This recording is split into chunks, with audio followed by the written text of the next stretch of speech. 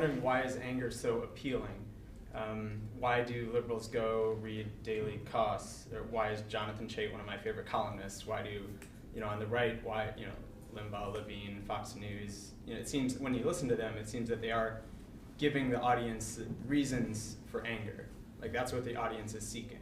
Mm-hmm. And so why is it so appealing? And second question, how is America different than the rest of the West?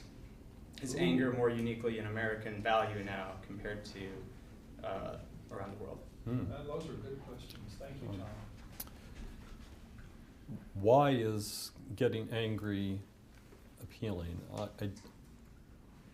I'm not sure I can go beyond this notion that it becomes habitual, that being angry feels good to a certain extent. It's a way of claiming moral ascendancy. It's a way of feeling that you're not simply a spectator on life, but are coming to grips with things.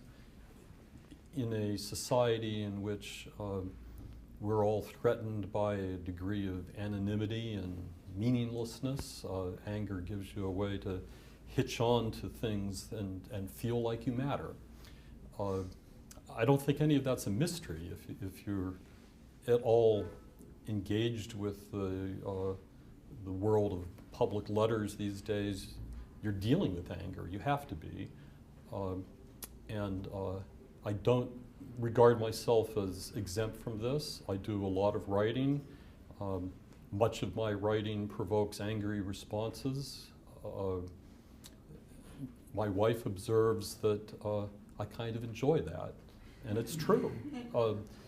When I write something that sets people off and I can sort of sit back and laugh at them,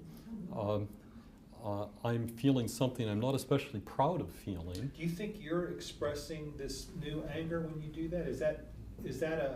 Do you think that you sometimes partake of that? Yes, I do. I think I do too. Yeah. I mean, I'm not trying to criticize something that isn't part of my life. Yeah. And part of the reason I can write about it is that.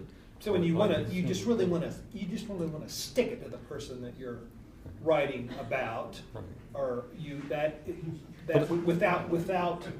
without feeling this sense of inhibition about it.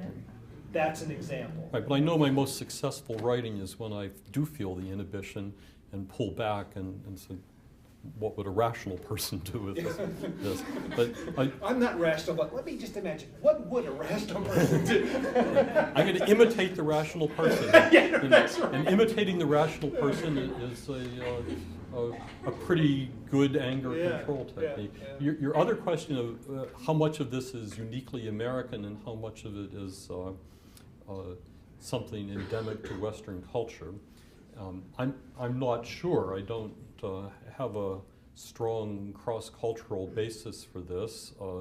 My guess is that America has always been an outpost of Western culture that does things its own way, and that if one were going to look for the patterns of emotional expression in France or Germany or England or Australia, less anger. Probably less anger, but in any case, a different kind of anger because it's drawing on its own cultural traditions. And do you believe it's connected to violence? Do you believe anger is a predictor of violence? No, not at all. I think that this is something that social scientists have spent a great deal of time on, and it's just not there. The expression of anger has no necessary connection at all to acts of violence. That is to say, acts of violence frequently get mixed up with anger, but knowing that somebody is angry or feeling angry doesn't give you any predictive power as to whether you're then going to... So if I know the 3 people in this audience that are the most pissed off, that doesn't tell me about their likelihood as compared to others to committing a crime? No, it doesn't.